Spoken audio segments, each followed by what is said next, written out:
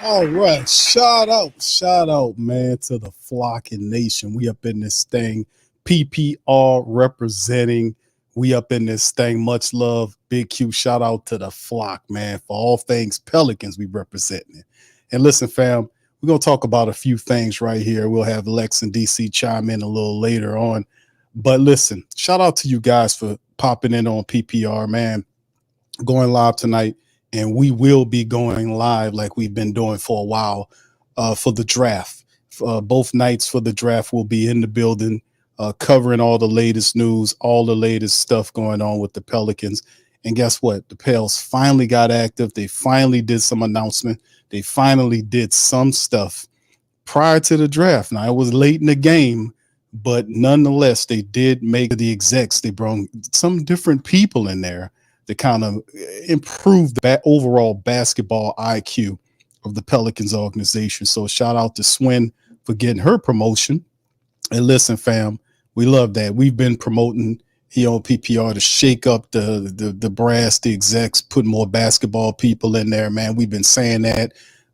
Just what we do here, man. That's all we do is groundbreak and shake and do shit. The next thing you know, they start doing what we say. That's been going on for years, man. real money. We've been talking about that for a long time.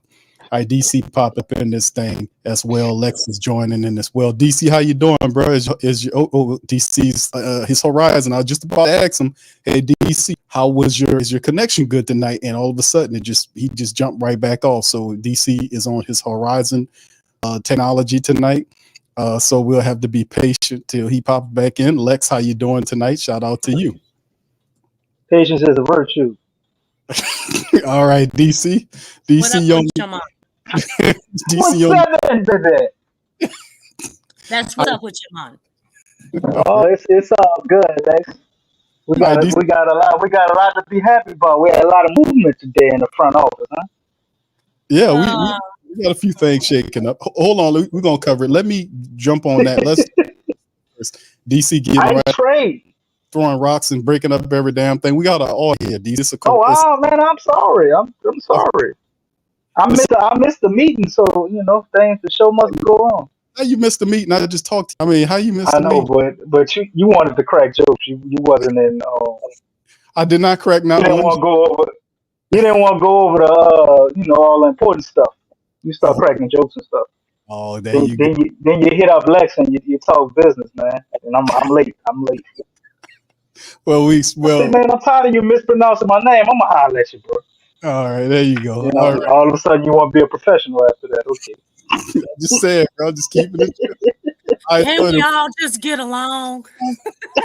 Sometimes. All right, so anyway, man. DC, if you don't mind, DC, we about to talk some Pelicans, sir. But what if I do mind? All right, so let me stop. There you go. All right, so anyway, man, let's talk about this. Lakers, Pelicans, Spurs are 3 appealing potential trade destinations for Trae Young. This is what Fisher is saying from Yahoo Sports. This is a paragraph from the article that covers exclusively about what was said about the Pels. And they said, of course, the Hawks are expected to engage rival teams on trade scenarios for both Trae Young and DeJounte Murray. Throughout this offseason, the Lakers, Pels, and Spurs remain 3 destinations that would be appealing to Trae Young. Now, league sources have told Yahoo Sports and the teams in the lottery are not discounting the possibility that the Spurs could engineer a move up to the top slot, which could open the door for Atlanta possibly selecting Klingon at the number 4 spot. So I don't have, that's what they're talking about doing it. But there's also reports indicating that that Brandon Ingram could be traded this week. So, remember that poll question I asked you guys on the last stream about, what do you guys think about it? Is is Brandon Ingram going to be traded by the draft? And people was like, yes. And I think 70% overwhelming said that they don't believe he would not be traded by the draft. So that was a question I asked because I was hearing stuff and I was like, man, let me see if I can. I say it could happen on draft night, possibly. Okay, DC was among the minority that said that it would possibly happen. So anyway, no, it won't happen before the draft. It will happen during the draft or after. Okay, thank you, DC. Thanks for clearing that up. All right. So anyway, that's some of the article right there, and to talk about that, fam, the trade rumors circular around with the Pels and Trae Young.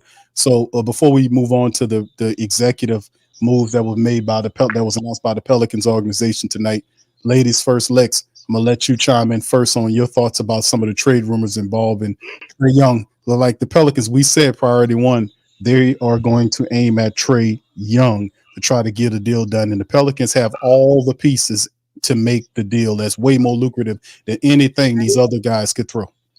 Go ahead, you got the floor. Well, my question is, do they? They do. Look who else is involved though. Remember Beasley and Vanderbilt, I believe.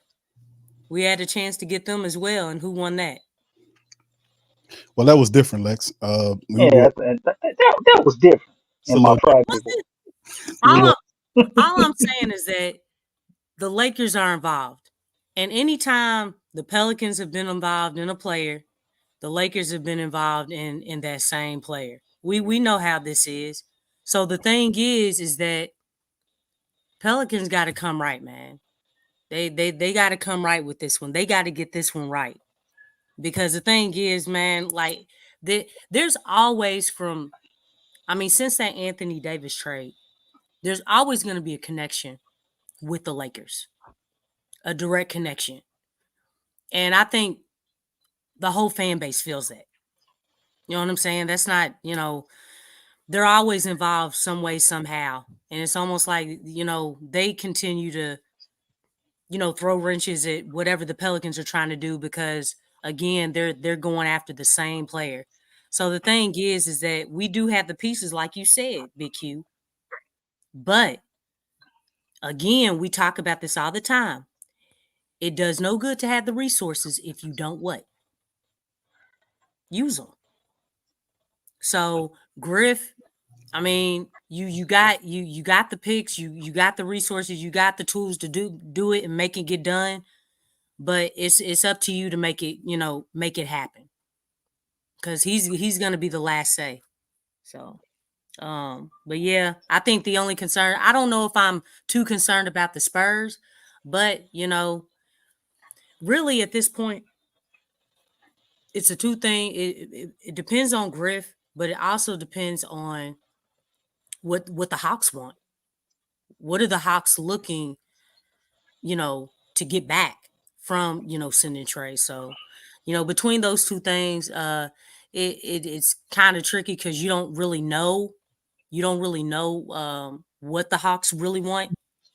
But at the same time, we just got to get it done. Got to find a way to win this trade and beat especially the Lakers out. Well, I mean, this is the thing. The Pelicans have all these new people here. How much? Let me ask you guys this: how much is Bryson Graham going to be involved in piecing together with? Because he's a new general manager. The Pelicans announced it today. Of course, we'll cover that momentarily.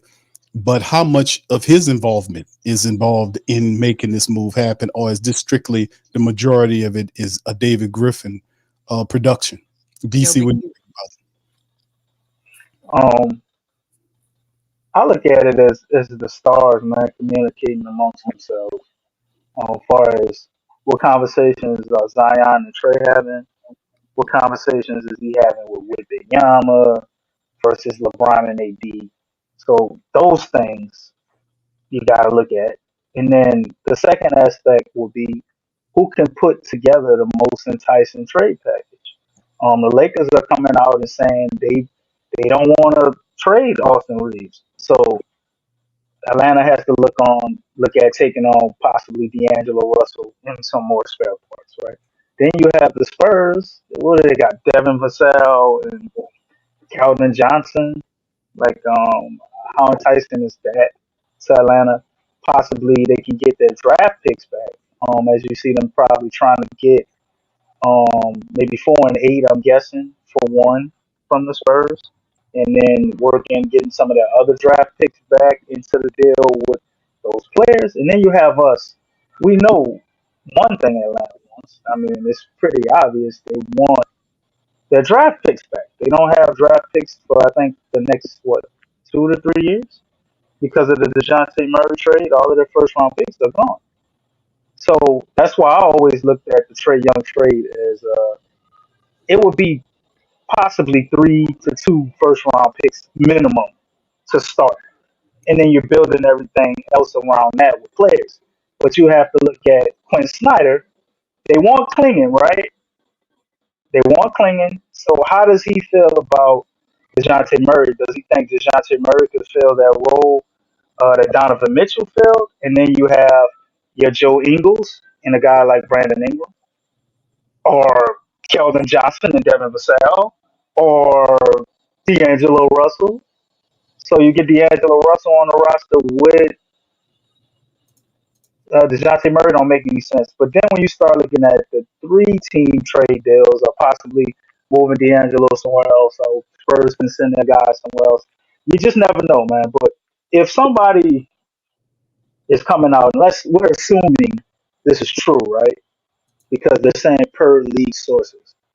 Who the hell are these sources? Are they like the Stephen A. sources? Uh, Or is this like the Matrix sources, like the source? What's going on? Who's the behind Matrix. this? But The yeah, Matrix. What you mean, the Matrix sources?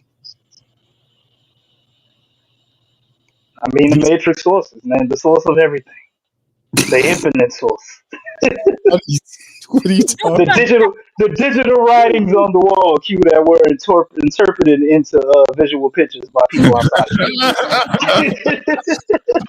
you. You know what I'm saying? Like, what is this? We're assuming it's true, right? DC, you didn't know what to say. Well, I wasn't expecting him to ask me that. I No, thought no, it no. was self-explanatory. I called his ass He know first. what I'm talking. He know what I'm talking about. He just wanted to hear me. He wanted to hear me explain it because he know I wasn't expecting to ask me that. But anyway, See that? assuming that this is true, man. See what? I know you. They Go ain't ahead, got no green writing on the screen right now. What you talking about? go ahead, brother. So, Finish up. assuming that all of this is true, bro, I say the Pels have the most ammo, in my opinion, but we don't have the best strategists. We've been saving all of these picks. We've been doing all of this, waiting for that guy to come. Well, this is the guy. If they gave up 6 first round picks, I wouldn't care. At this point, go and get your guy. If this is true, there should be no reason we're not able to pull this off. Atlanta wants draft capital, but the question is, do they want to tank fully, or do they still want to contend while they're going through their new rebuild around these new guys? So that's the question. I don't know, and I'm not sure anybody else does. Maybe Atlanta don't know yet. They're still trying to figure it out.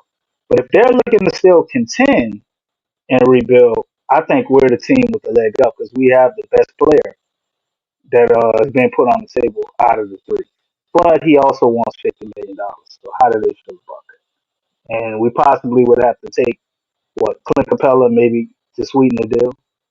Do we have to give him our 21st pick this year? If we do, give it to him. You do what you got to do to go make it happen. I mean, who else is gonna pop up that's a superstar player and say they want to come to the Pelicans? You think this is gonna happen next off season or 2 or 3 off seasons from now? DC, Make it DC, happen if it's true. DC, that's a great thing that we've been emphasizing here is the fact that the Trae Young thing is paramount in a lot of the Pelicans mindset is because he's a superstar, and you're not going to be able to get one through free agency, and you have a player that you're not going to pay $50 million a season to, so you have to use that asset to acquire a superstar that fits well with Zion Williamson. Just so happens the guy that you're looking at, and Trae Young is one of the best shooters in the game. He's a multi-year All-Star. He's a guy that fits with Zion's game. Now, the downside is about the defensive thing and all that kind of stuff. But listen, it's a give and get thing, right? And you're right. If you do sweeten the pot for Atlanta to take whatever you have, they might ask for something like hey, listen, do us a favor and also take this Clint Capella contract, a $20+ million. It's an expiring deal, so it'll expire. It could be a trade piece later on in the season if we want to move them. Or, hey, listen, we want to take that 17 or that 21st pick. That's why I was asking I asked y'all early on before they made the decision about whether or not they were going to keep the Lakers pick. I was like, man, in my head, I was like, take that, disarm the Lakers, take both those picks and see if you can package them along with whatever you was going. That was my mindset going on. I wouldn't have said, oh, hey, well, we're going to do this because you got to win right now. It's about winning. You done had 5 years, and this is the best you got. You breaking down the core and you building up a whole new situation. You got to do something. You got to do something that's going to help elevate the team. So if it feels, I don't know if to say desperate, because I don't get no desperate energy from the Pelicans. They just started announcing stuff. They just started announcing in one day, and I told y'all it was going to happen in one day. I said, we're going to announce everything in one day. And what happened? They announced it all in one day. We got your new general manager. Hey, listen, hey, Big Q, PPR. And guess what we did? We listened to you. We took cash, gave her, we elevated it. And we got another guy to be capable to deal with the cap and the strategy, dealing with the money. Go ahead, Lex. What you got on that? I don't know. I was just gonna say, like, I think it's kind of funny that they solidified the hire with Graham on today. So it's like the draft is on tomorrow. So all this time, was he working on the draft prospects, on, you know what I'm saying, on the trade stuff? Or did you hire him so that Griff could do a multitude of the work, be like, okay, this is what we got? Because that's what it kind of sounds like. I think it's kind of weird that they would hire him the day before the draft. I mean, you know what I'm saying? Like, well, how much? Huh? Yeah. They announced it now. They probably already been did it, but they announced it. So weird, man. Okay, see, why the communication is just off, and they make this stuff so difficult. Well, it's a priority though. It's a priority. Like, should we tell them what we need to tell them right now? Because what have they been doing? Well, they've been looking at draft picks. They've been, going over, seeing who fits with whatever's going on with Willie Green. So they've been looking at that. I think right, and I think Lex, what they did was they already knew what they were going to do and already did it and just announced it today. It ain't like they just. I think we missing the biggest point. The biggest point in all this is if things don't go as planned, guess whose fault it was? It was Bryson Graham, the new GM. Oh no, it's not. No, I mean it wasn't me, David Griffin. No, that's it. But that's not even feasible. How can you take the blame and you were just the hire was solidified on today? That's the point. We got to give him some time. We couldn't get things corrected. We're still in the process of putting everybody in place. It's a nice, comfortable excuse. That's on Griff then, because first of all, that's not even professional. That's not gonna work, bro. That's not professional. It's like, dude, like you didn't give him no time, and then like if you hired him on that on today, right before the draft, then really that means on you because you had all the time to hire him way before, right? Instead of waiting this long, that don't make no sense. I mean, but that's what I'm saying. It's like, what are they doing? This is what they've been doing. I don't think they just decided to make these moves all in one day. This was all already done, and they just announced all of it after it was done. And I'm thinking probably most of this stuff was done shortly after Trae Young took the job. So what would be the point in announcing it today, right before the draft, though? If it's not, you know what Just show you, other than to have a good excuse. Contracts. hold on, go ahead, Lex. What you go ahead, Lex. What made them announce their extensions the day before the playoffs? I mean, it's a little different in my book. I get what you're saying, but I think it's a little different in terms of the contracts because common sense. When you do secret extensions, the way you did it, like you signed them last year and then you announce it at the end of the regular season that they did it, then you don't let the reporters approach it anymore for the rest of the season. That you involved in some kind of crooked, underhanded shit that people wouldn't be approved of. That's why you did that. Well, now, how they did it, media people haven't even questioned that because they're not going to question. Else. They're not going to question. Like, why haven't any of y'all like Stephen A? It's like, look, y'all mouth off about everything. So why didn't y'all? Why just like, okay, these secret contract extensions? I don't know what's going on there, man. But somebody really does need to look into that. Why didn't they talk about that? Because they're not. It would have been something very feasible. Like, yeah, y'all need to explain that because that's public information. Well, that's the thing. They're not going to approach that. ESPN is not going to approach any topic unless they can get great views of them, especially when you talk about the Pelicans. If it ain't something criticizing Zion's eating habits or the team underachieving with Zion on top of it, they're not going to approach it. So, I mean, they'll faintly mention a few things, but if they can't get negative press off the Pelicans, they won't touch you.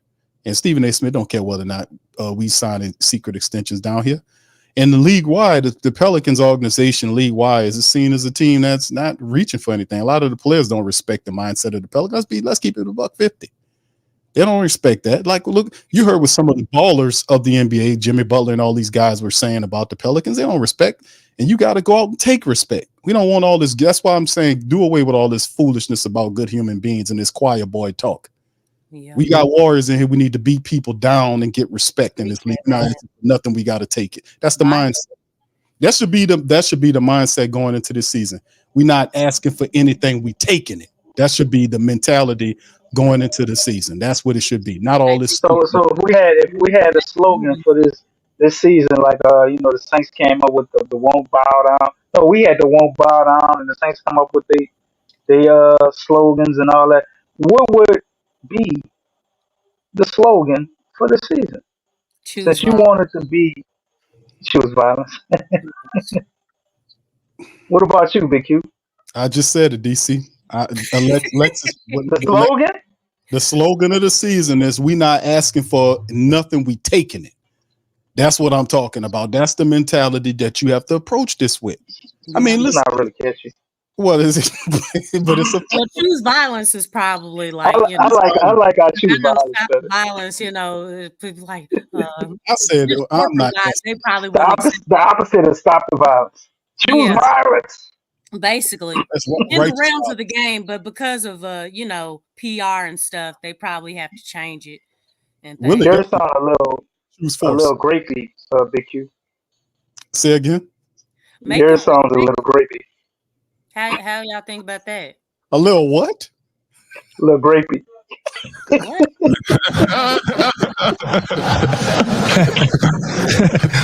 Come on, bro. What are you talking about? BCB talking out his neck. I think he's trying to make somebody upset or something. I was talking about your slogan. Your slogan. My slogan sounds what? Say it again. No. What's your slogan? No. How do you go there, bro? What are you talking about? drinking. He been On a drinking. lighter note, check the Talk about it. check the inbox, brother. CJ McCollum has Correct. got up on national TV today, and for some reason has decided to talk about Paul George will be gone. I think it would be really interesting to let the family check it out. What CJ said about Paul George. The Yes, politician. Well, listen, man. Look, CJ McCollum is going to try to pull a JJ Redick. looking very JJ Reddick-ish. I Yes, don't. No, Yeah. that's what he's trying to do. Yeah, It's I a, could, that's that's the all whole I thing. see, man. I don't like all that, man. It seemed like since, like I said, Zion stepped on the scene, he's gotten a double whammy of JJ Redick. He went from JJ to CJ. But see, Lex. But see, I've been warning people about social climbers. That's what JJ Redick is. He's a social climber.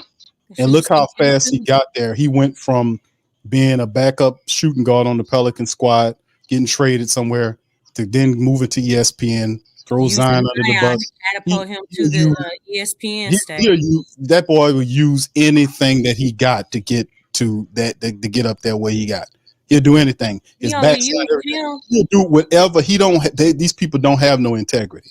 And now they got people saying, "Oh, ask him about the haters," and he cursed on the press conference that set people off the wrong way. They didn't like how he handled that, showing that he got thin skin, showing that he shouldn't have that position because you got people like Sam Cassell and all these other people up here, and then you got a social climber like that do a podcast with him and then climb up to the top of the team. The head coach, the Lakers, the head coach of the Lakers, with no experience at all. Was fourth graders at a youth facility or something like that. Man, please. That's the only place that he's coached. Hey, if that's the case, can I get a head coaching job in the NBA? Yeah, you don't want to do what JJ Redick did to get no coaching job. You know what I'm saying? I work with fourth graders too. Stop it. I work with go ahead and pull up the CJ McCullough video, man. So hold on, DC. Let me finish this. The Pelicans announced the executive moves, and I'll play that video. I got it pulled up here. Let me cover this first because this is a lot more positive. Because these are people that do it the right way. Took Bryson Graham 14 years as general manager. Took Swin a Hall of Fame career, gold medals, WNBA championships. Worked our ass off and is one of the best women player that have ever existed. And she's one of the top executives, groundbreaking. She worked for it. She did it the right way. JJ Redick did everything, put up everything he had on the line and everything. You don't want to do what he did to get what he going. Let me tell you something.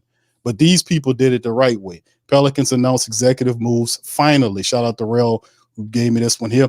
Pelicans have announced significant executive promotion and hires as they continue to strengthen their front office. Hall of Famer Swin Cash has been promoted to Senior Vice President of Basketball Ops as a role that builds on the contributions of VP of Basketball Operations and Team Development since 2019. So shout out to Swin. We've been advocating for her to get more of a promotion into the team. If you go up there to the top executive, she's the one with the most basketball acumen. It's not David Griffin who had LeBron James there. If he was all that, the Pelicans would be exponentially better than what they are. We wouldn't have went through 3 coaches in 5 years. We wouldn't have done that if the guy knew what he was doing. We wouldn't have wasted all these draft picks if he knew what he was doing. So, I mean, a lot of that was LeBron, obviously. Cash illustrious career includes 15, read like DC, 15-year tenure in the WNBA, multiple championships and Olympic gold medals. Additionally, Bryson Graham has been named the new general manager, succeeding Trajan Langdon. Graham, who has been with the Pelicans since 2010, brings a wealth of experience and stellar reputation in the NBA. The team also welcomes John Mall as a senior director of cap strategy. So there you go. So you got your new general manager, you got Swin elevated even more so. And then they bring in another guy to deal with cap and strategy, adding his expertise from time with the Charlotte Hornets. And these moves signal the Pelicans' commitment to kind of building the team and moving forward. So there you go. So they got 3 new people in the executive. So they kind of reformatted, just like we kept hitting on. They needed more basketball acumen at the top of the team, not just something with David Griffin. Now, it'll be, we don't know exactly how this is going to go in terms of with Bryson Graham. What kind of general manager would he be? You know, will he be a quiet general manager? Hopefully that's not the case, because you're going to have to be more vocal, Mr. Bryson, over David Griffin, because David Griffin likes to talk and he likes to say a bunch of stuff and he prattles on and he doesn't say, oh, hey, man, y'all, that's a question you got to ask the general manager. He likes to talk and you got to out talk that dude. You got to, bro, I'm giving you a hint. Don't be like the last dude. Be quiet and shit. Remember, we used to make the first couple of years, we like, man, ain't that guy, why you won't do press conferences? We had to keep Gordon them to finally he started talking and we started hearing what he it was crazy.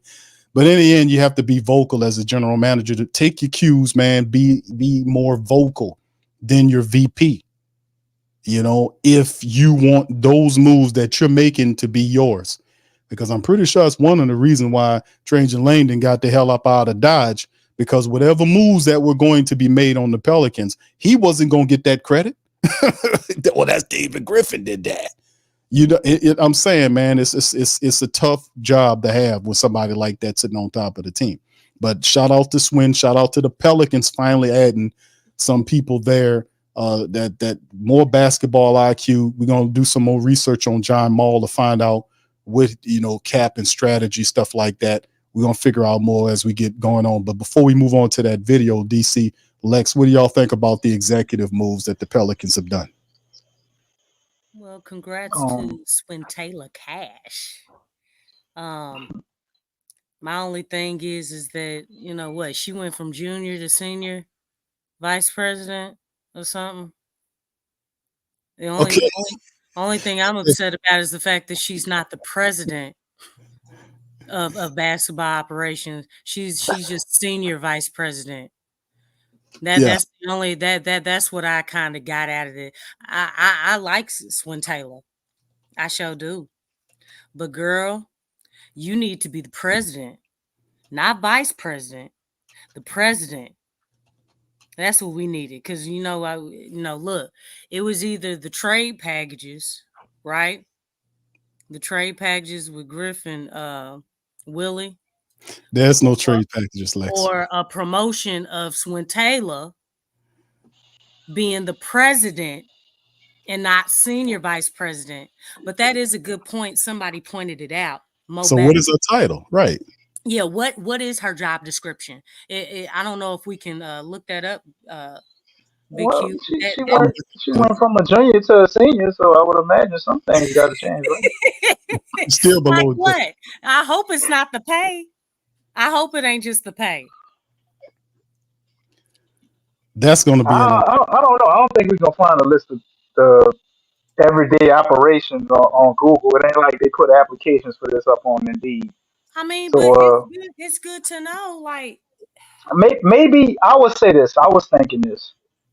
Does Bryson Graham seem very vocal, or he seems like Trajan Langdon? Right? It's quiet, more quiet. Not really behind the mic. Maybe Swin. I think her strong suit. Probably would be a lot of the talking we see David Griffin. Wouldn't it be much better if we saw Swin Cash doing that? But let's say Bryson Graham isn't comfortable. You know, is Griff really gonna do that though? Griff, if he won't win, he better figure out a way to do it. But he don't want to win. The dude is power struck. He wants control. He wants to control. The best way to have control and have more control is to be behind the scenes, though, correct? But he ain't behind the scenes, DC. That's why his ass ain't got enough control, and that's why shit be falling apart.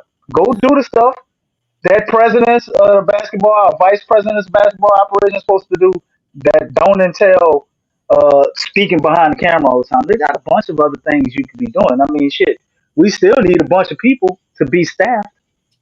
You can go do that. So I don't know. We'll see what this entails, but I'm happy for Swin. Happy for Bryson Graham, man. I think bearing the circumstances and the fact that we know the Pels aren't going to go out and just have a blank check, these are probably the best moves they could make in this short amount of time, which we already knew they were going to do this. They also signed, what is it? What's the other guy for contracts and strategies, Big Q? The guy's John Mole. John Mole. John Mole. So shout out to him, man. I have to try to look into him and see what he's done and how that would work as well. Because I mean, contracts and strategies, man. That's a tall order right there, man. We did an excellent thing in getting Herb under that contract we got him under. Other than C.J. McCullough and the B.I. contracts, I would say we've gotten people to pretty good contracts. With Blackman that left, so they had a pretty good strategy at least for the contracts. I would love to see how that's going to go forward now, and he's going to have a tall order. You're getting trade if we do get Trae in here, then you got the other trade that is up for a contract. So what's he going to get paid? Because I know there's a lot of teams around the league that probably would just give him $100 million for sure. So they got to negotiate that. And if you do get a Trae Young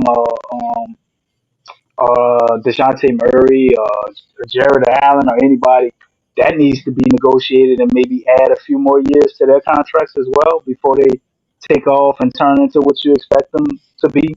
Or do they let them play it out with 2 to 3 extra years and not add on another couple of years? All of that's in control of strategies and contracts. So, Joe Moul, I think it's I can't pronounce names. Moul. Yeah, John Moll.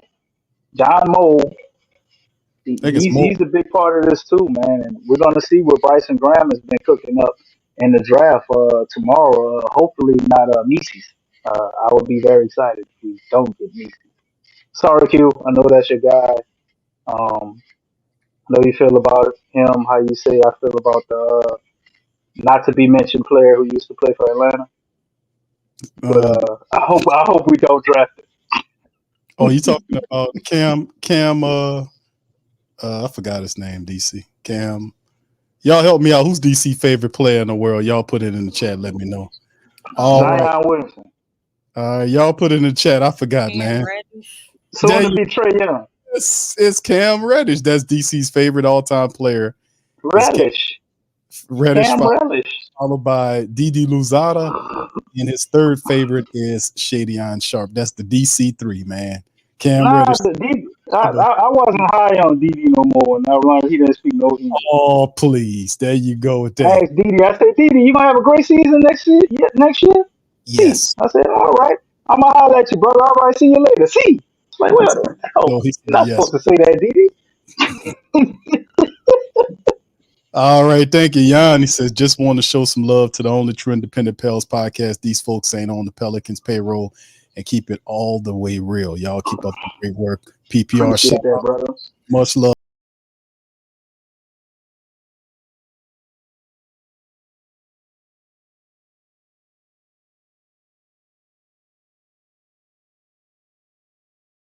Shout out to you on that. And listen, fam, man, listen, you're right. A lot of the stuff that's out there, man, is too much. It's too much. What's the word, Lex? DC? What's the word? It's too placating.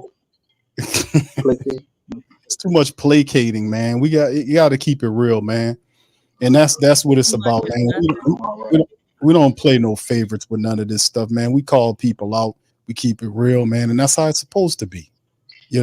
That's how you're supposed to keep, and people respect that. They know the difference between when you're doing it and when you're not doing it, or when you're half-ass doing it. People know the difference. But yeah, go ahead, Lex. I'm sorry. Go ahead. I want to share something with you. I just found something. Okay. It says, what does a president of operations do in the NBA? A president of basketball operations is typically and highly experienced and respected NBA veteran who fills the role of setting long-term direction for the franchise, communicating and providing guidance to both upper management and the general manager.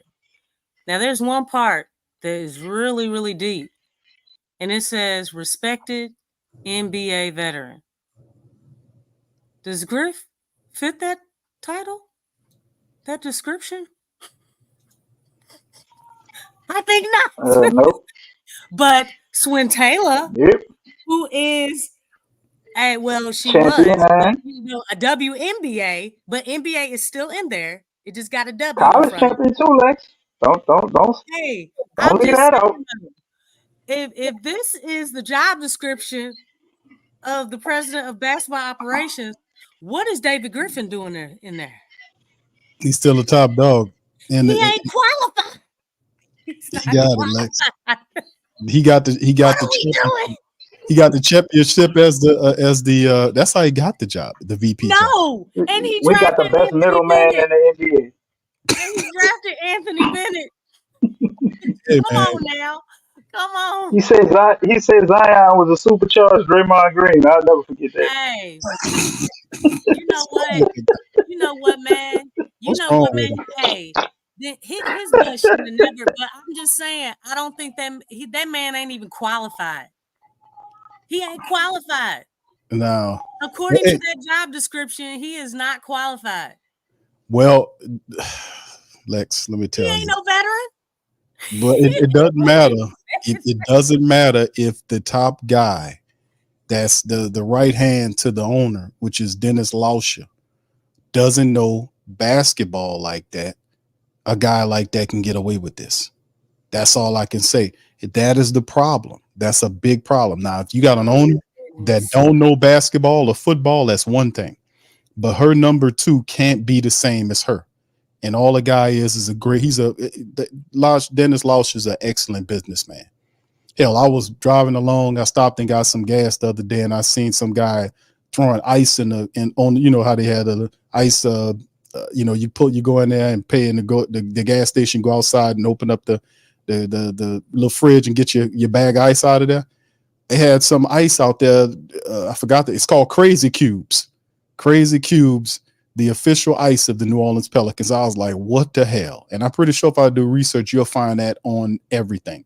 Their favorite lawyers of the New Orleans Saints or the New Orleans Pelicans. I mean, it goes on and on and on. And so I'm a hustler, baby. I sell water to a well.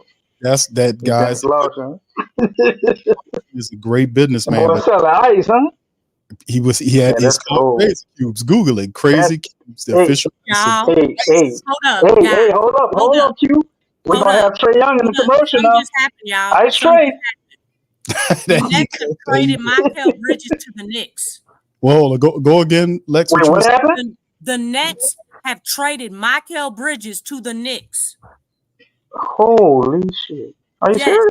It says the Knicks are sending for via Woj and Shams Charania. The Knicks are sending 4 unprotected picks: 2025, 2027, 2029, 2031, a 2025 protected Milwaukee first, a 2028 unprotected pick swap, and a 2025 second round pick for Mikal Bridges, and a 2026 second round pick. Well, Trae Young got to be at least 5. Wow. From the Nets to the Knicks. No salary. No salary went back, so they didn't give up any players. But you know the Knicks last season got all them picks when they traded what's his name? Come on. RJ Barrett. Yeah, some of the Toronto picks. Obi. Quentin Grimes to Detroit. Wow. Okay, here it is on screen here, fam. Let me get the big screen. That's amazing for them. The Nets kept saying that they were not going to trade him. They gave him a package they couldn't refuse. For first round picks. Mikal Bridges ain't full first round picks good to me. The Nets got, man, that's gonna be a dangerous team. Is this the first time that wow, that's crazy. College players that have won a championship have all grouped up and got together on one team? They got all of them. Josh Hart and Brunson played together. Mikal played with them. DiVincenzo played with them, and they won a championship in college. These guys already got chemistry, man. That's a very genius move by the Knicks front office, because everybody was talking about them going after OG Anunoby and how he's going to have the Knicks bent over a barrel because he opted out of his player option. And boy, look what the Knicks went and done. It's called imagination, DC. That's what it's called. It's called imagination. Using your imagination. It didn't hurt that Josh Hart and Jalen Brunson was recruiting them all season either. I don't think that hurt it either. Well, so how much imagination did they really have, or did they just listen to their players? I mean, they knew. I mean, they probably listen to Brunson. It's gonna work too. That's why they brought Josh Hart on. They got Josh Hart, then they got DiVincenzo. It's like, hey man, let's finish it up. We got to get that dude. Now the Pacers and the Celtics got to be looking at this, and Philly, you know, Yeah, that's what it means. everybody in the East is gonna want to make a move. Yeah, OG, I don't think Yeah, OG not going. That's interesting too. Where would OG wind up? I don't know. Oh, Where y'all would he think wind up? so? Y'all think OG is gonna leave? There's no way he's going back. From him and Mikal Bridges, that's the same guy. That's the same guy. Anything OG, I don't know, we could do. Mikal Bridges can do. So, like, why would they spend hundreds of millions of dollars bringing him back? I mean, size still does matter, though. I mean, that's the only thing. They got a whole bunch of. What do you mean? Mikal Bridges is. I think he's taller than OG Anunoby, if I'm not mistaken. I think he's sick. What about his wingspan? I don't know. Huh? I have to see. He's taller. He's taller than him. I want to say 6'9". Yeah, I think he's taller. Like, he's probably not as strong though. OG Anunoby might be stronger because he can actually guard centers a little bit. OG Anunoby is pretty strong. Because all them really do ball well, but I think the only thing is that I think size is gonna play a role in that. You know what I'm saying? Because at the end, I mean, eventually, well, I mean, when you look at the injuries, that kind of played them really bad. But I don't know, man. I mean, what you saying size because you think the Knicks are still too small? Like I'm trying to follow where you're going with size. Oh yeah, I think they just need some size. I mean, they got Mitchell Robinson and Hartenstein that they're trying to re-sign, and they still got Julius Randle that I'm sure they want to flip. Oh yeah, they don't want to bring him back. About him. They ain't gonna try the Knicks are they're in an excellent position, man. And the Knicks are gonna be contending next year. They're gonna try and trade him. Like, they don't want him. But who wants Julius Randle? That's the question. The question is, who wants CJ McCollum? Because y'all can have him. Yeah. But I mean, the thing is, McCullough he got more trade value probably than Julius Randle. Man, that's crazy. I can't believe them. Man, the Nets got a haul for him. That's crazy. They got a haul. I mean, is that? It's time to win now. That's what it comes down. Is that just as big as a Gobert? Or is that they got more for him? 4 unprotected picks: 25, 27, 29, and 31. A 2025 protected Milwaukee first, a 2028 unprotected pick swap, and a 2025 second round pick for Mikal Bridges, and a 2026 second round pick. That's a haul. Yeah. But they're trying to win now. They have the core with Brunson, and that's all that matters. Every trying to take the next step. Trying to win right now. Right. It's time. Everybody's trying to win right now. Like Houston even came out and said that they were trying to win right now. They trying to go after Durant. It's because, like I said, man, if you're a good team and you're a good VP, you're a good general manager, you understand what the window of your team looks like. You understand who you have, what collection of players you have according to the contracts, and the time span that you want to see this happen. So a lot of these people understand, we got Brunson here for a certain amount of years. If you're looking at New York, how they played last year, we can give this guy some more of this, that, and the third. Imagine what we can do. So they're swinging for the fences, man. That's what this is about, being competitive right now. And these people are in the Eastern Conference. Yeah. The West is way more competitive. So, I mean, so that's what I'm saying when we talk about what the bring it back to because that was really fascinating with the Knicks. Shout out to the Knicks for pulling that off with the Nets. They cross city rival, they cross, their rival up there. That's something that, you wouldn't see them give one of their best players for nothing. So they gave him a haul and they've gotten better. Now, OG was good for him last year, but man, listen, this is something else. But to bring it back to the Pelicans, could this be the framework for something if you won't trade? Could this be the framework? All them damn picks for trading. That as well as this, Q.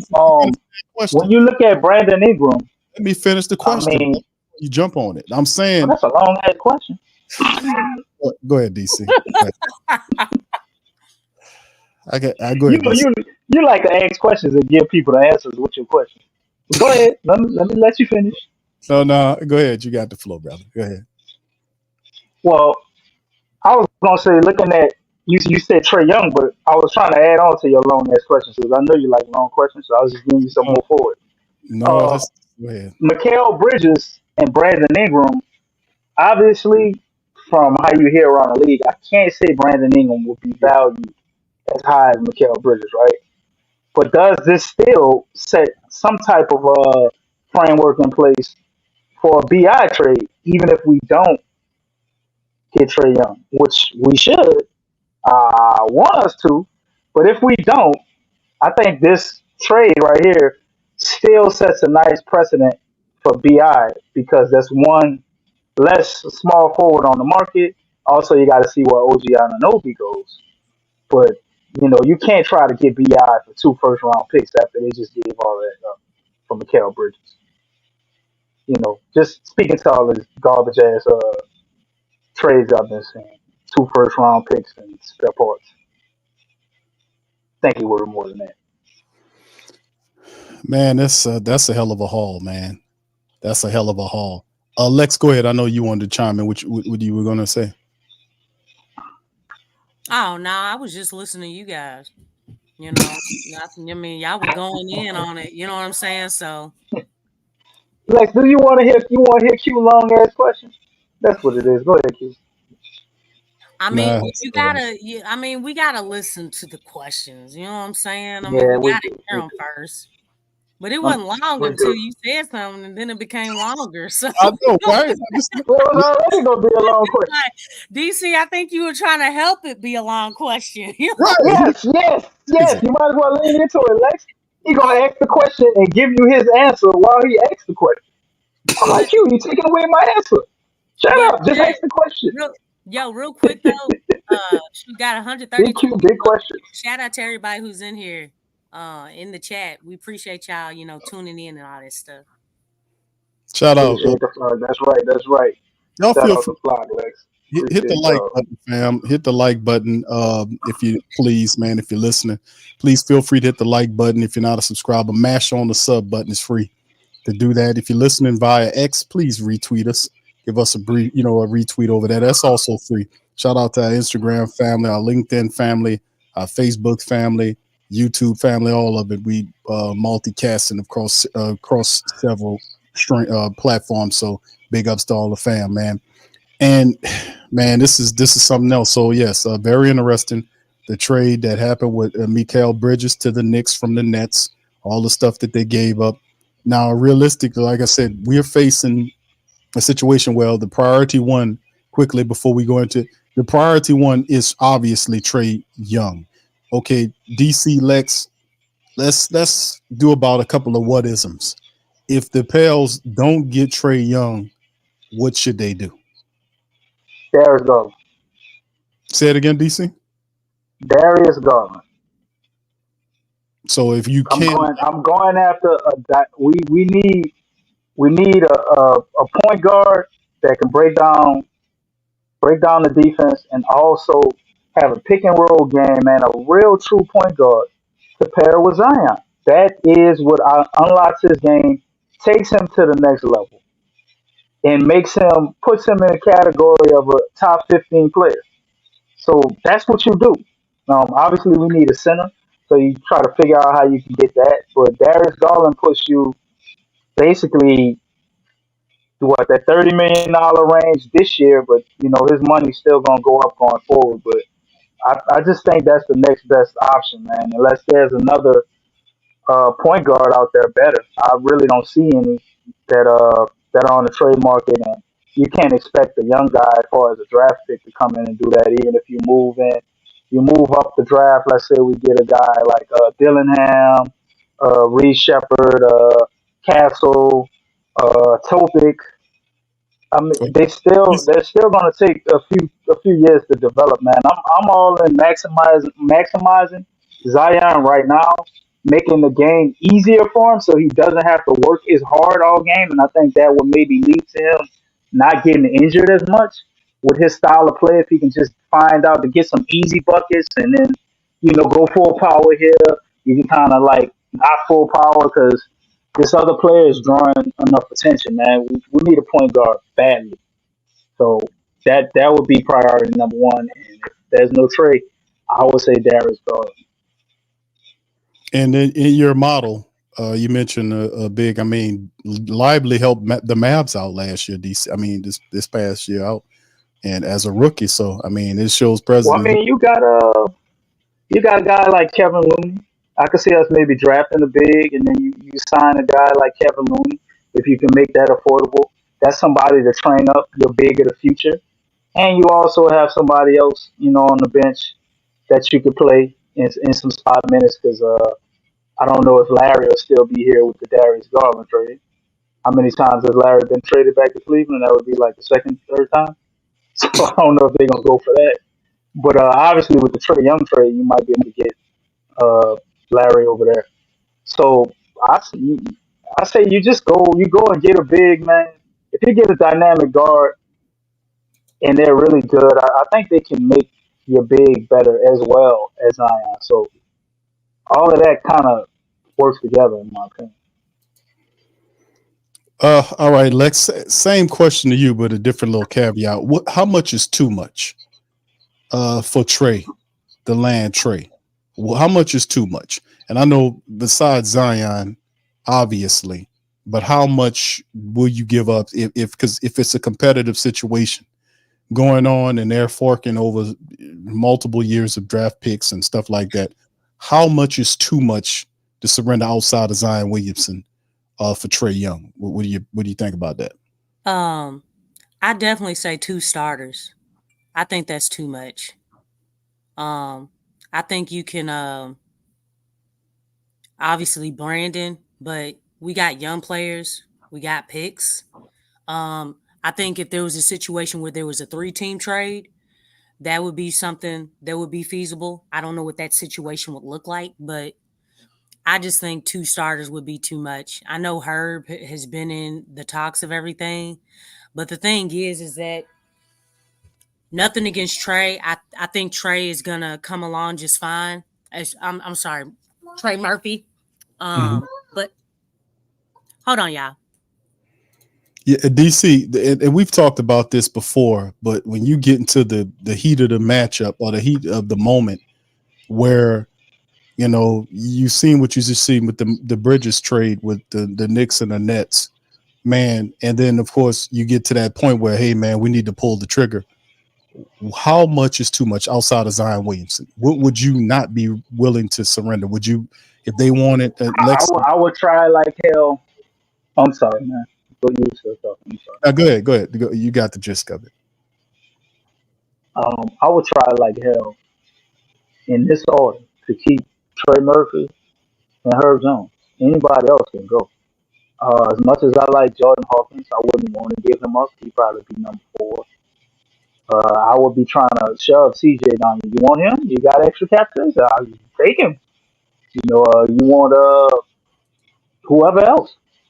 Whoever else. You can have. And if it gets to, you can't do it without giving up. They give me a choice, either Herb Jones or Trae. I gotta give him Herb, and I do it.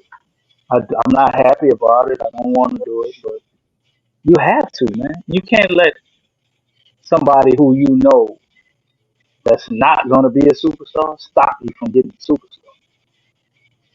It's that's the only exception for me, like a superstar player. To get another All Star, to get DeJounte Murray, to get a bunch of these other guys, no. But to get a superstar, man, you pretty much got to give up damn near anybody other than another superstar. Because how else are you going to get them? My That's only thing about that is that what Brandon is a 1-time All-Star, right?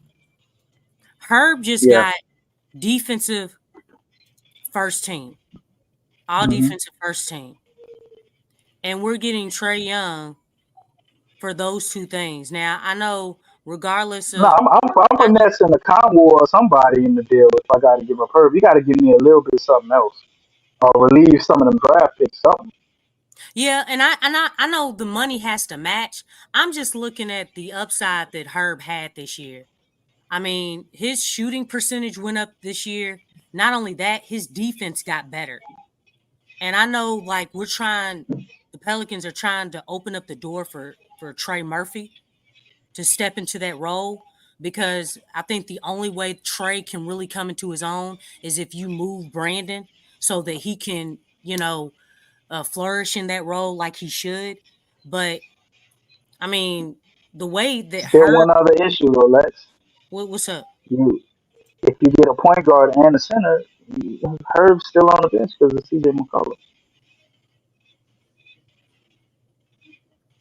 I mean, in that case, man, they need to get rid of CJ. I'd rather let CJ go than Herb. Nah, I'm I would Herb is too. younger. Herb is more productive. He's more consistent, and he does a lot. He guards the best player on the opponent team. Y'all That's think why they about would that. want him. Lex. Yeah, I know, but I'm just saying, like, I would probably give up Dyson because he's a poor man's version of Herb Jones. You Yeah, get, but what if they don't want Dice though? They want Herb but or he's they young want though. Trey, or you're not getting them. We all would rather give up Dice or whoever else, but if you're deep in the negotiations, that's the and this question. is it. This Right. is they're not taking anybody else. They want Herb or Trey. You give me one of those and it's done. You don't give me one of those, that's no deal. Okay, well, let me ask y'all this, and this is also for the chat. I don't know if you That's can the put a question. You survey up. slip Lex is slippery, boy. No, because I think this is good. I'm loving this, and maybe you can put this in the chat, Big Q. Mm-hmm. Which one is more valuable, Trey Murphy or Herb Jones Oh, to the that's a tough. Pelicans? Hmm. Can you This put this that is in this is the Right for now, both chat, of like us. a survey? right now, you This for got everybody.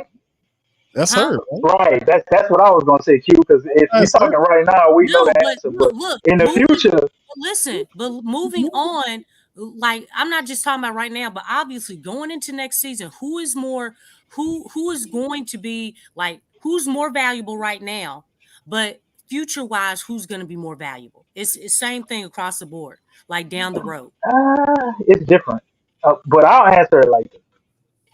Right now, Herb's more valuable. Right now, he is.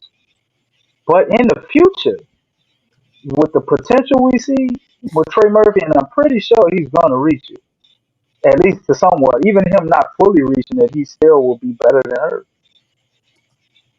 So Trey definitely in the future.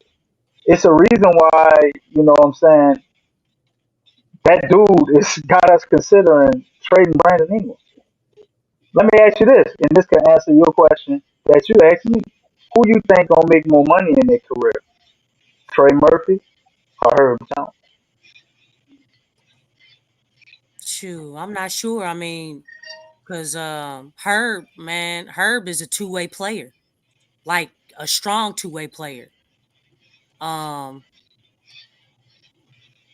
and plus, not now that he has, like, the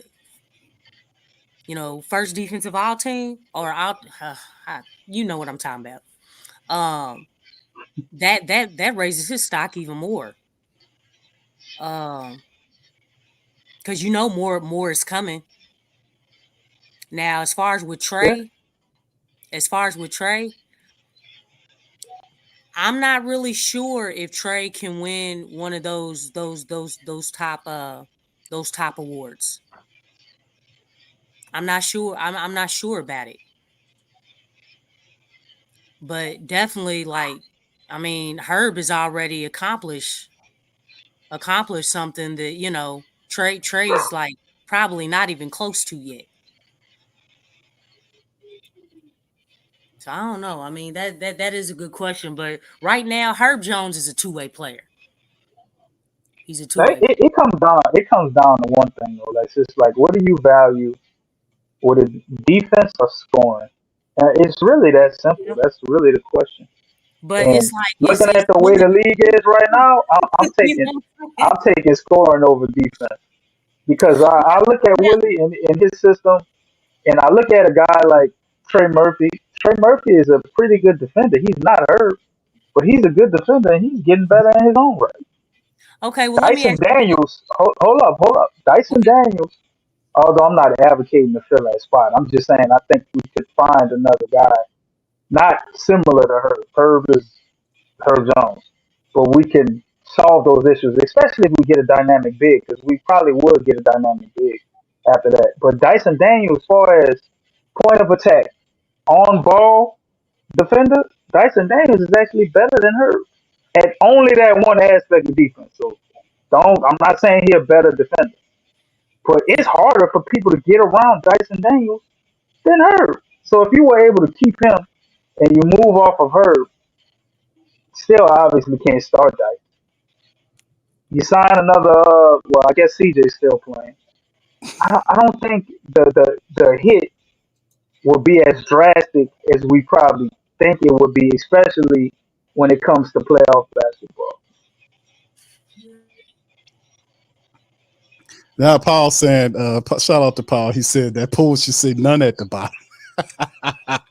Now, I didn't put none on that, Paul, because I was trying to force you to make a tough decision, brother. That's what that's I mean, about. it's a really good question. I mean, just looking at people's comments, it seems like people in It's the forcing comments me to are think. conflicted. You know No, what We I'm this, need saying? to ask the governor this question. He just gave Because Herb Jones a day. I wonder what his and, answer would be. and one thing that you should think about, one his thing answer that would you be to should get Trae Young consider today. is, look, we talk about how the Pelicans don't develop players well, right? Do you think that, obviously down the road, somebody said Trae has the highest ceiling.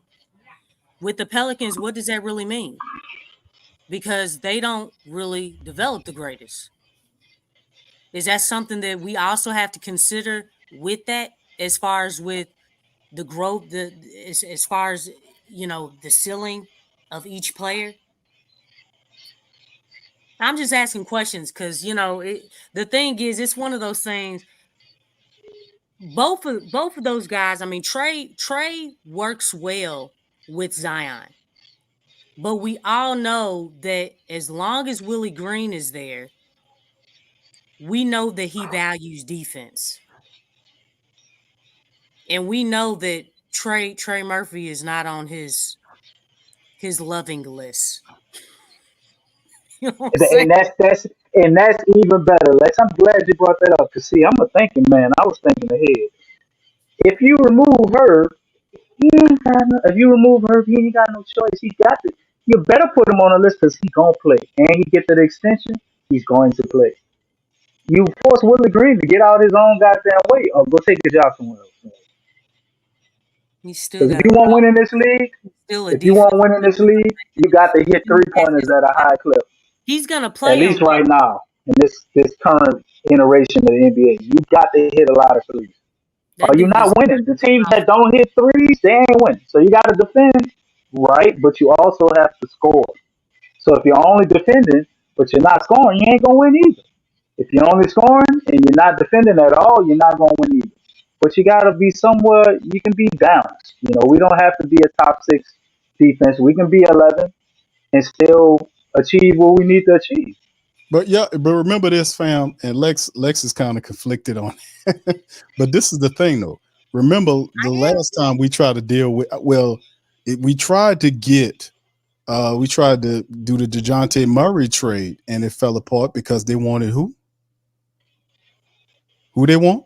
And we said no to him that time. They wanted Herb Jones in the trade, Herb. and we said, oh no. So that's it. So no, it's a no for DeJounte Murray for her, but is it a yes for Trae Young? You see what I'm saying? So I mean, this is tough decisions, but I'm not saying this is going to happen. Man, But I ain't gonna lie, man. you got to be prepared for That's all of it. it ain't that tough. To be honest, I man. mean, Like really, DC, because I listen, mean, it's people, you're people, saying that. people in the chat no, seem, I look at it like this. you know what I'm saying. So Let me ask you this: where do you rank Trae Young as an NBA player? Is Trae Young a top 20 NBA player? Look at the numbers right now. You looking at the numbers? He's not. You said he a top 10 NBA, a top 20 NBA? Top 20.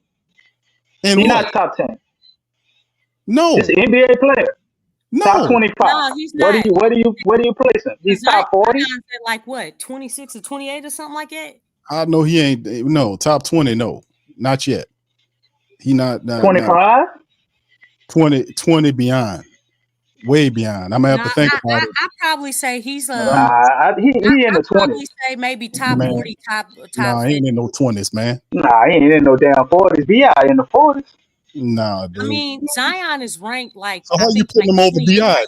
Zion is ranked 28 on somebody list, and that is bullshit. Zion is in the 20s. Then Zion should be top 20. I mean, what is this crazy Jamaican? The dude averaged 30 and 11, man. All right, hold on. I'm the crazy Jamaican.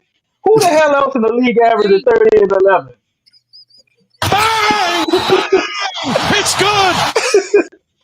Go ahead, Lex. You the crazy Jamaican. Yeah, I mean, hold on, DC. Let Lex talk. I'm doing it according to like ESPN and just in their mind frame. I mean, they have Wembanyama ranked higher than Zion, man. I mean, and he's only had one. You know what I'm saying? So knowing that, I'm not talking about their list. I'm talking about your list. Your list, not my them. list. The hell with them. They don't know what the hell they talking about half the time. I'm talking about you have to really look at something, but according to them, because we know that theirs is going to stand, and nobody cares about mine. He's probably either top 40 or top 50. I think that's horrible. There's not 40 players better than Trae Young in the NBA right now. I mean, you're gonna name about 20 people, and then it's gonna start getting weird. This dude said the entire NBA. It's not gonna get weird. You talk about all of the NBA with all these players. Out of all 400, all of the NBA players. 400 players. You're gonna get in the 20s. You're gonna get in the 20s, and his name should pop up somewhere in the 20s. You start getting in the 30s, people you putting above him in the 30s, it's going to get crazy. Out of 400 players, being in the top 40 or top 50 is not, it really isn't that bad. You know, I know top 25, but that is bad when you have an all NBA team and you got 15 players. So then you got an all-star team, what on both sides, what's that about? Maybe 30 players? So you saying he don't belong on an all-star team? Trey Murphy, right now. I'm just saying that's the number. That's the math. I'm just gonna be honest with you. I can't. Trae Young, not Trey Murphy. Trae Young. Oh, did you say Young? Oh, I thought you said Trey. Man, I don't say the man averaged 30 and 11. That's Trae Young. No, I knew he was talking about Trae Young. My bad. Trae Young. Trey Murphy. I don't even know if he top 100. Is Trae Young a top 20 player in the NBA right now? I would say I say yes. I say yes. And when you start naming the names, you're gonna come across some people and you're like, I don't know. Yeah, Lex, what you saying? Remember the poll that was taken earlier in the season? Like it was this year, but they took a poll and Trae Young's name came up as like one of the most overrated players. I mean, so just according to how he's looked at around the league, because apparently, you know, the Hawks don't really talk. I mean, I've heard that they've talked, you know, the same way as far as, you know, how we've been talking about with Brandon. You know what I'm saying? As far as moving him and things. But I don't know. It seems like that's been happening like for some years now. As far as, you know, how players look at him around the league as well as analysts. And then when you look at the coaching situation there, I mean, look, I think just with the last year and a half, he's on his third coach. So I don't think that helps either. But I think what's the best player that Trae Young has ever played with on Atlanta? You said who? Say again. Murray. Who's the best player that Trae Young has ever played with on Atlanta? I won't say Murray, huh? Wasn't it Murray? Yeah, DeJounte Murray. Yeah. I mean, he had Collins for a while. I mean, Yeah. but he fell off a cliff. So And DeJounte Murray and John Collins, that's the best players he's ever had with an I Yeah. organization. that's what I come up with. DC. I ain't know. This ain't Yeah. the Hawk post game report. I don't know, but I'm just saying those are the two names that jump off the list at first. And in terms of is he a top 20 player? I don't know if I'll say 20. Maybe I'll give you 20 between 20 and 25. I'll go with you on that for trade for ice. So Zion is Zion better than Trae Young right now? Not his potential and what he could be in the future.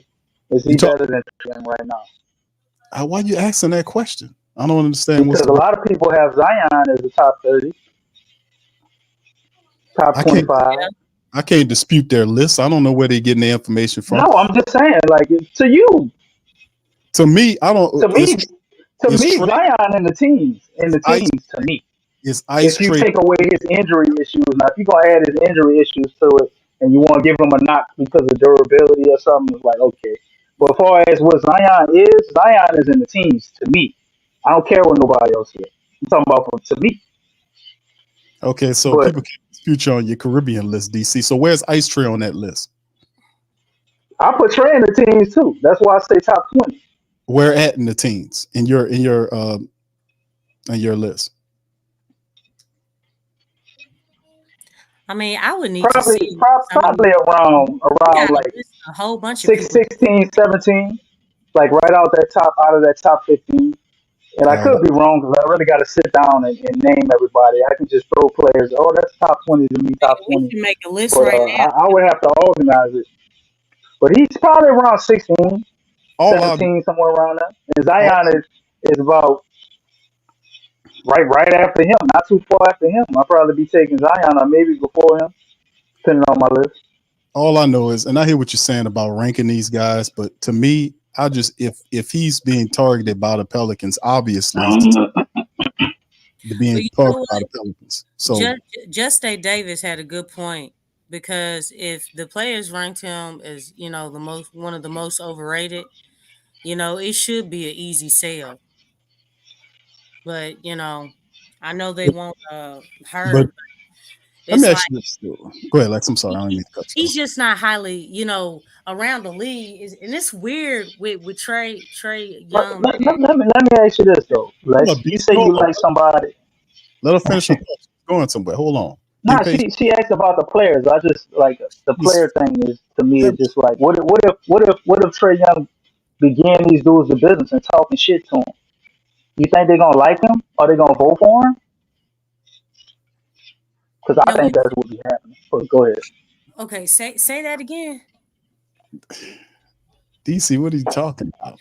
Like I I'm said confused. if Trey Young is playing these particular players that's voting for him, and when he play them, he getting them the business, right? And talking shit to him while he doing it.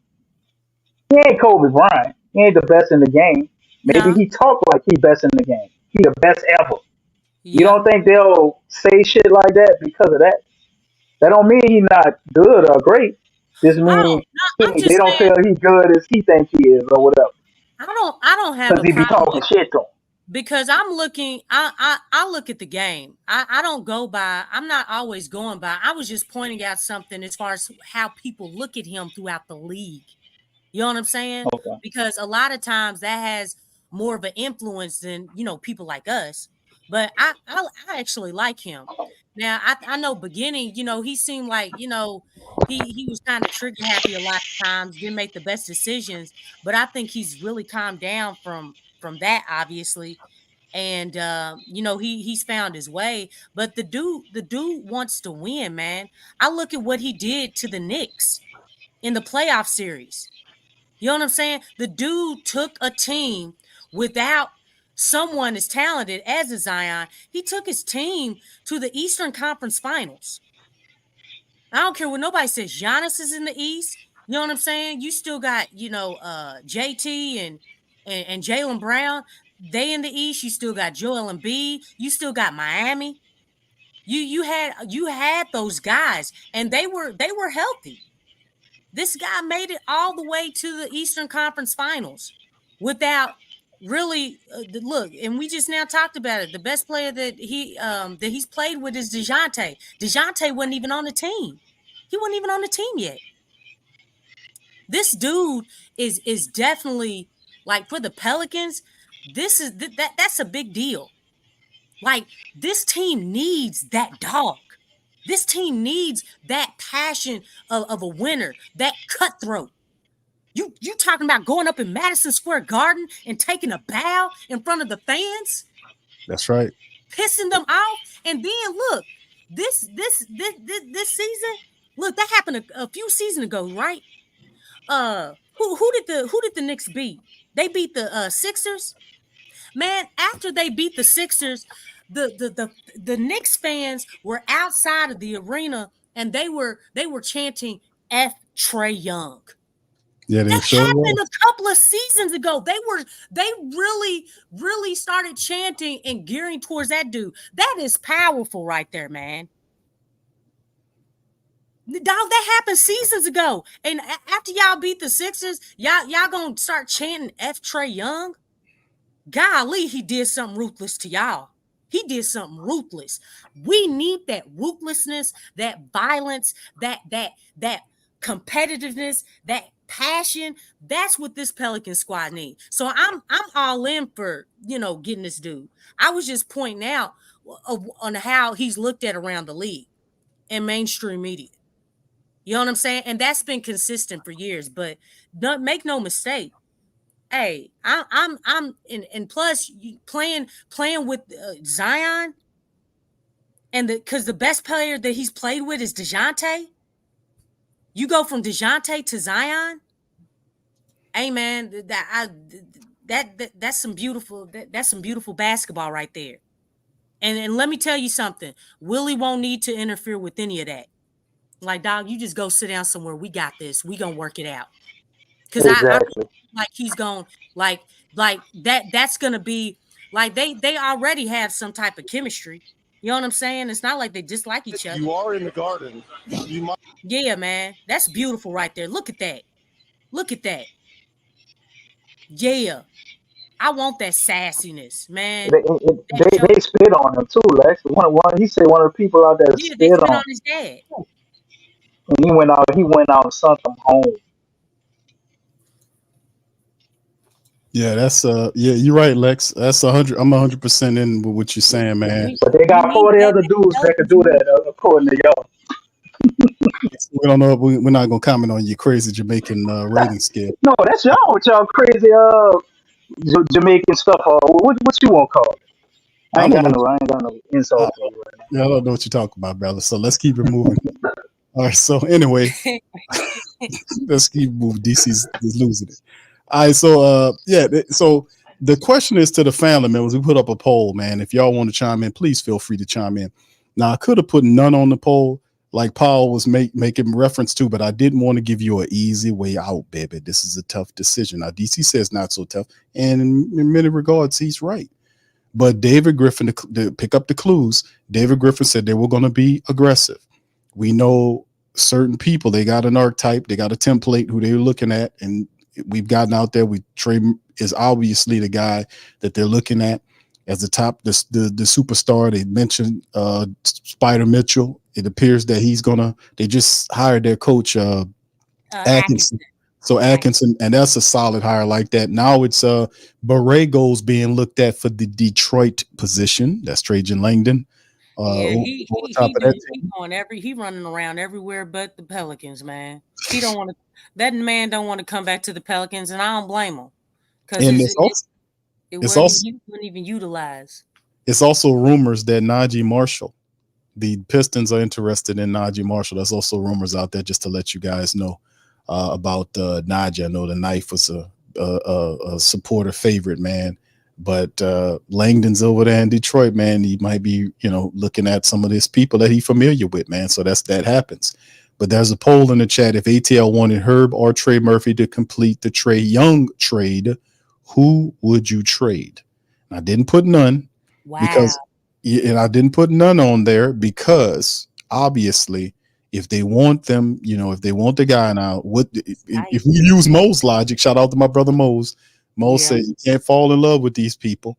You got to get the star. DC made a great comment early in the show where he made mention of the fact that the only way to get a superstar, you cannot sign them in free agency. The Pelicans don't have it like that. You got to get it via trade. And if you get ice trade to pair with Zion Williamson, that's another level. Here they definitely complement each other's games. So that'll be something special to see happen between the two of them. But the poll right now is almost as close as you can't get it. It is close, man. 51% Trae versus 49% Herb. Very That's close. crazy. Yes. Yeah. The It's family. fluctuating. Yeah. Family don't want to give them up. But remember, like I said, it's a good reason for the fan base to be conflicted, because the thing is, if you think about the now, Herb Jones is doing very well. Trey Murphy has not bloomed yet. You know what I'm saying? So it's almost like you're conflicted between the present and the future, because again, we've stated that Trey Murphy has the highest ceiling, right?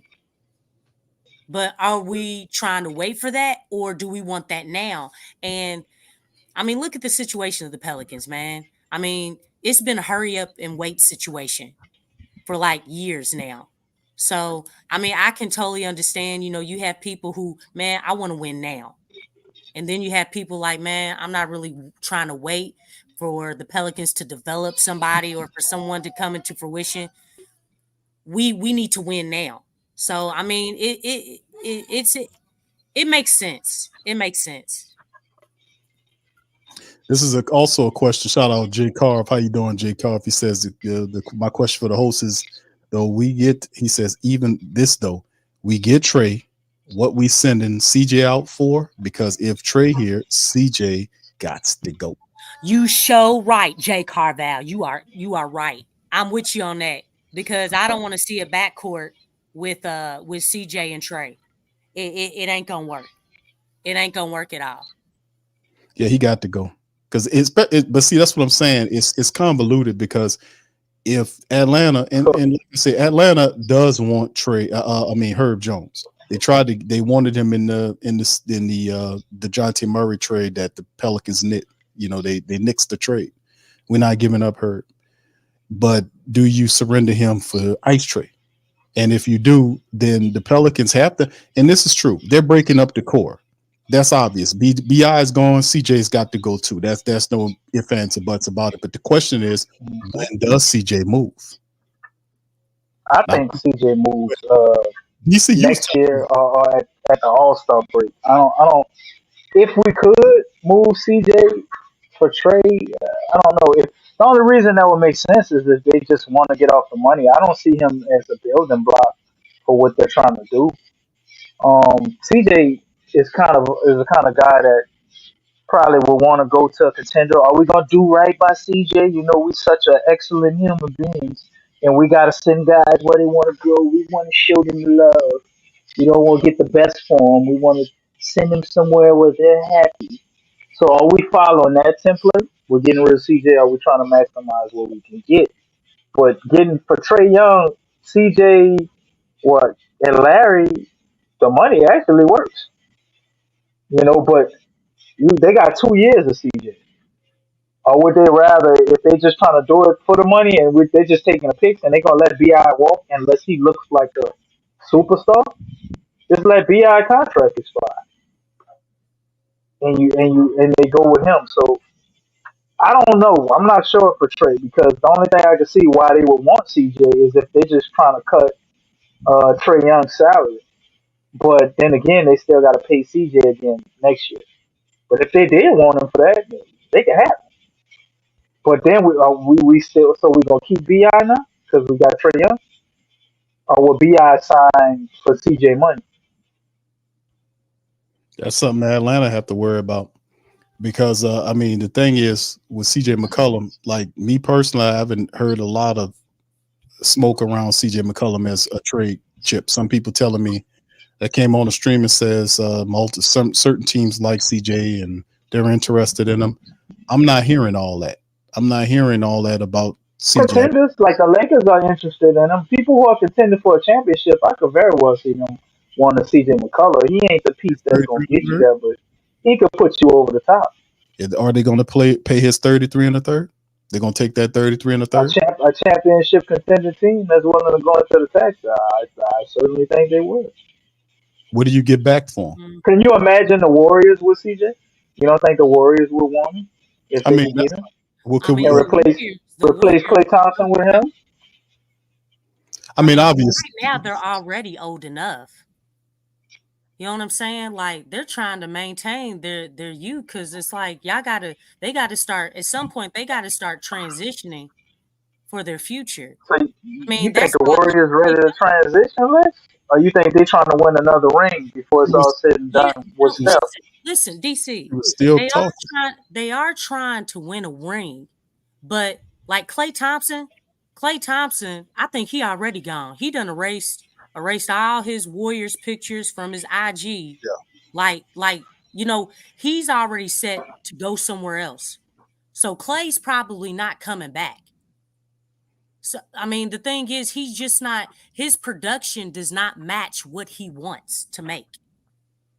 So for the Warriors, that would just be bad business. Like, dude, like you have to take a lesser role. He's not willing to do that. And Orlando has already shown that they're willing to pay him. I Yep. think the Clippers, they've come into play. The Sixers, I mean, anybody who's contending. You know what I'm saying? Because I think everybody's been trying to break up that Warriors core for a long time now. But they're still trying to put pieces around Steph Curry to win a ring. But they really don't need anybody like who's really not productive like that. I mean, because CJ struggles on performing on the big stage. He just does. Warriors are actually looking at Paul George to basically replace Klay Thompson.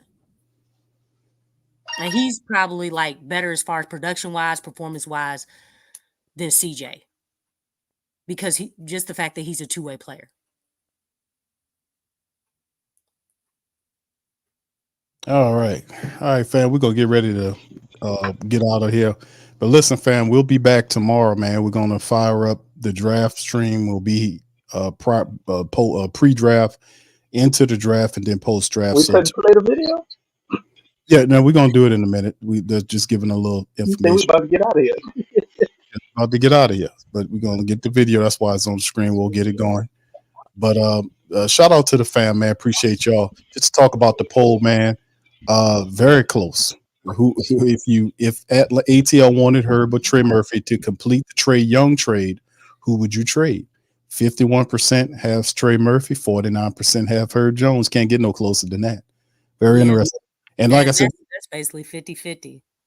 we'll be back for all of the draft, pre-draft, post-draft, all that stuff. We'll be recapping live. We'll even open up the phone lines during the draft to hear from you guys, to chime in with your thoughts on what the Pelicans are going to do, and live reaction to the Pelicans trade. I mean, not trade. The Pelicans draft that's happening tomorrow. So we'll figure it all out. So we'll leave you guys with this. This is DC sent me this. DC, set the clip up. What is CJ McCollum talking about? DC? He's on his horizon. Hey, I do want to say this though before you play it though, Big Q. Mm-hmm. Wouldn't it be interesting if CJ got traded to the Clippers and we got Paul George? That would be crazy. Hey, and we got Trae Young. That would be crazy. I just wanted to point that out because hey, stuff like that can happen. Yeah, and it's crazy, man. DC, set the clip up for what is CJ talking about? Man? Well, I set the clip up an hour ago, but since you want me to do it again, you feel like talking Mr. a lot. I'm the one who told you about the clip live on the show. No, I'm asking you to set it up. Go ahead, tell us about it. CJ McCullough is up here as his politician self for some reason talking about Paul George is going to do. So let's listen to his commentary on this. Very weird. Very weird. Yeah, very weird, DC. But thank you anyway. Here we go. LA. He's from there. I know the family dynamics of being closer to home, what that means. Does he want to continue to play alongside Kawhi and bet on health? Obviously, James probably coming back as well. Does he want to explore living on the East Coast? You know, been in New York a little while. It's nice here. It's nice outside of New York and some of the surrounding cities. Does he want to explore that? Does he want to explore seeing what happens with Clay, whether he leaves or stays? So I think he has to kind of figure out what his priorities are and who he wants to kind of play alongside as he gets closer to the latter part of his career. Can I ask you something? If it's winning, if it's about winning, it would be where? If Paul George wakes up today and goes, I'm making this. Boy, was that a busted ass. I just looking at Austin Rivers and saying we picked this goddamn guy the same year. We picked Anthony Davis and got zero value from this dude. Anyway, decision, not lifestyle, not money. I just want to win next year. I want to win a ring. Go CJ, and then I'll give you my thoughts. To the Bay. Oh, really? I was going to say Philadelphia. Interesting. I was going to say Philadelphia too. That's really fascinating because I do think when you. But he's like, I'm in the West, so no, that's not going to. First of all, the West is so hard. The West is hard, but could you imagine him, Steph, Dre together? You like that better than Maxey, him, and Joel? Well, the health. We talk about health. We talk about the importance of availability. Correct. Because if him and Joel are going to be able to play in the playoffs, that's completely different. But we're looking at history, which has. Joel has played, but he's been injured in the playoffs, which has hampered the team and put a lot on Maxey. It's put a lot on the rest of the guys to have to play up a role or two, which is we went through the same thing in New Orleans. If your best player gets hurt or close to your best player, everybody has to play up a role, which is sustainable for short periods of time, but not for long periods of time throughout the playoffs. All right, DC, Lex, go ahead and comment on it. That's interesting. Go ahead, DC. You know, the two males get on my nerves. Goo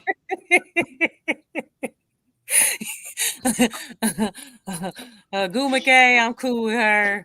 I don't know about that other chick. You know what I'm saying? You know what I'm saying? Because both of them just, I don't even like listening to them. But I'm surprised. Rivers didn't say you don't think he could replace you.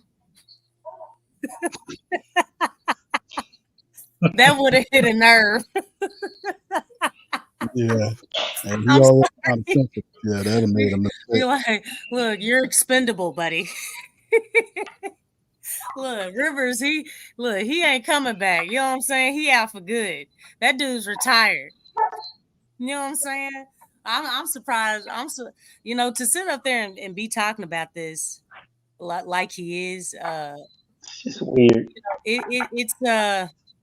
It's kind of weird, but it's one of those things like, dude, he could easily take your place. And guess what? A lot of the Pels fans would not mind that. That's all I got to say. Yeah, and then he's up there with his he saw like baby David Griffin, man. We went through that when one of your players is hurt. You got to play up a role, which isn't sustainable. Just excuses, man. Everybody know that, man. But there's no way we should have looked the way we looked. Come on now. So just being a politician, man. He got his nice little this two-piece suit, little suit on, money green. Money on his mind. Like he's trying to send Paul George over there to the Warriors. I don't know. CJ, man. Maybe we could work him in that Atlanta deal. But if we did that, then where would we send B.I.? I don't know. CJ got to go, man. I don't think CJ McCollum, and maybe I'm wrong here, but I don't see him moving right away. I think they're more focused on getting a superstar for Brandon Ingram. I don't see the CJ, and we talked about this before, and things kind of heating up a bit right now, but I just don't see him leaving him going anywhere right now. Them meaning the Pelicans trading him. Now, eventually they will trade him, but I don't see it until we talked about this right around the trade deadline, right before the trade deadline. That's what I see now. Hopefully I'm wrong on that, because if you're resetting the core, CJ McCollum got to go. That contract has got to go. We got to see, and I don't know what could you get a starter for CJ McCollum? That's a whole nother conversation. All of that deserves another show, and maybe we could talk about that on the draft special. Yeah. But man, that's a lot.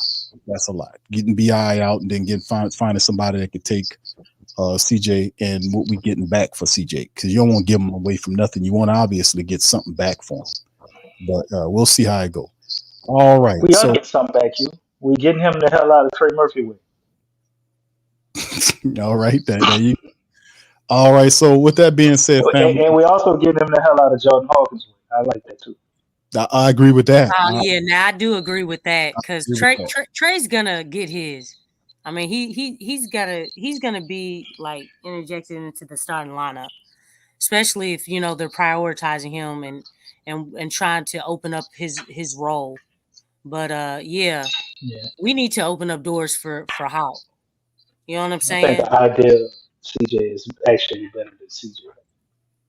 And I definitely don't want to hear about. I don't want to hear about Hawk. I don't want to hear about his defense no more, because the thing is CJ is older and he's a defensive liability. I mean, when you have a whole team in the Thunder hunting you during that series, something's wrong with that. And offensively, you're not doing anything. I mean, we should not be talking about Jordan Hawkins' defense. I mean, if it's that bad, it can't be as bad as what he's doing, and he's older. He's a veteran.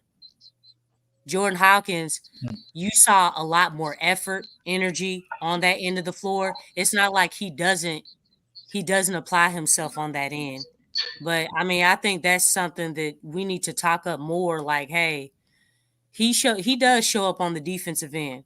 He's hedging and holding. He's covering on weak side. I mean, if you watch film, Jordan Hawkins does that stuff. He's doing those small things. And I think those things are overlooked when we, think about him. But he needs more opportunities. He's got to have more opportunities. Now, I know Griff said that they were going to prioritize him more. They were excited about Jordan Hawkins. But again, is Willie Green excited about Jordan Hawkins? Because he better get excited if he like to get paid. I'm just saying, it makes no sense for Griff and the front office to be excited about him, but the coach ain't. I mean, that's a huge confliction right there. Yeah, that's definitely got to change, man. Definitely. I one little bit of news before we leave, man. This is right here from Jake Fisher, also via NBA Central. The Mavericks and Pistons are showing interest in Najee Marshall. Should Dallas make a harder way move and still ultimately not come to terms with Jones? He says, and not come to terms with Jones on the return following the starting role in the NBA Finals. Pelicans wing Najee Marshall expected to draw interest from the Mavericks, sources said, and the Pistons. So the knife could be cutting for Detroit and perhaps Dallas. Could we see Najee back in the? That's crazy, because both of those teams, just like, would he actually be a starter? I mean, you would think so on the Pistons, but the Pistons they got a deal lined up for Tim Hardaway Jr. So is Najee their backup plan if they can't get Tim Hardaway Jr.? But if they get Tim Hardaway Jr. and then they draft the dude at number 5, a lot of people have been projected to take what's that kid? He's like a small forward from the G League Ignite. Some people say he's the best defender, one of the best defenders in the draft, like 6'9". If they draft him, do they still sign Najee and Tim Hardaway Jr.? I don't know. Or maybe if Dallas loses Tim Hardaway Jr., he goes over there, they will start Najee on the Mavericks. That'd be interesting. Yeah, we're gonna see what's going on. We're interested in Najee as well. They are. Yeah, I heard that too. Because I mean, if you look at their situation again, trying to build around Wemby, I think he's speeding up their clock.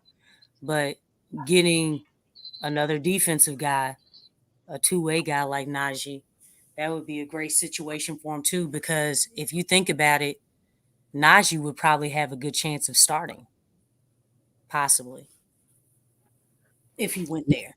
He'll make some decent money too, man. He'll make some good money. And Pop, working with him, man, Pop is going to help develop that dude probably into like a Bruce Bowen or something.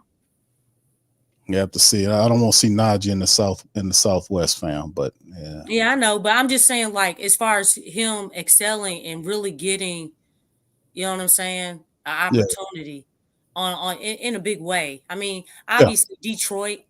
I mean, he could get on the team, but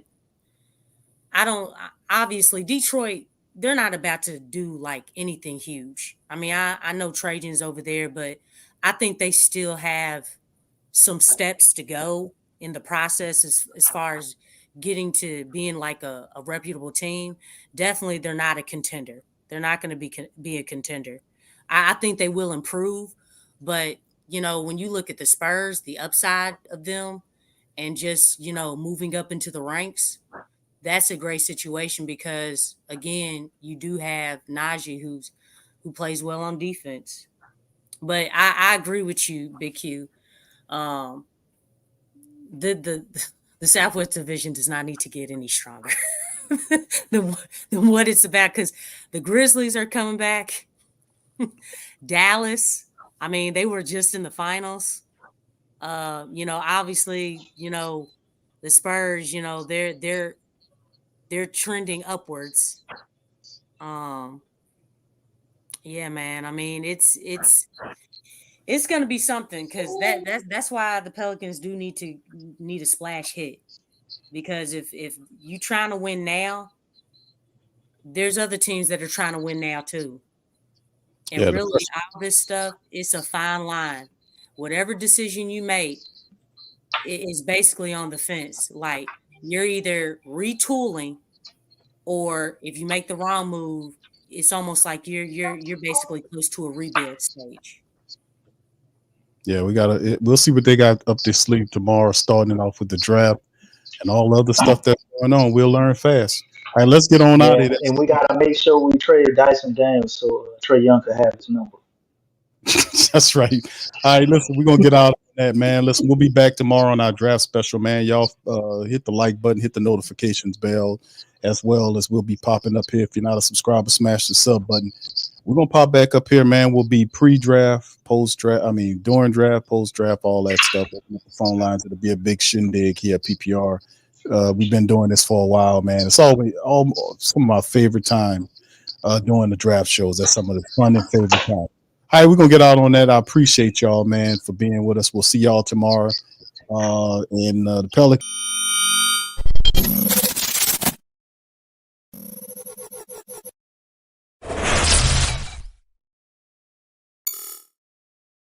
TheWhoThatDaily.com. That's right, TheWhoThatDaily.com. Your one-stop shop for everything New Orleans Saints, New Orleans Pelicans, LSU Tigers, even the top flight boxing news. So if you're a Who That and you're looking for a place to stay up on your team, TheWhoThatDaily.com is your site. TheWhoThatDaily.com for the sport Who That in all of us. That's right, the Pro Shop is the platform store where you can go and buy all the latest merch to support the platform. Available at the Pro Shops, we have dozens of hundreds of products available for you and your family. Unisex tees for men and women, hoodies and sweatshirts, tank tops, kids and baby items, long sleeve tees, mugs, pillows, wall art, bath bedding, face masks, phone cases, stickers, bags, fanny packs, socks, hats, and many other items. Please feel free to check out the Pro Shops. The link is in the description section below. And remember, it helps the platform continue to grow. Check out the Pro Shop and Who That too.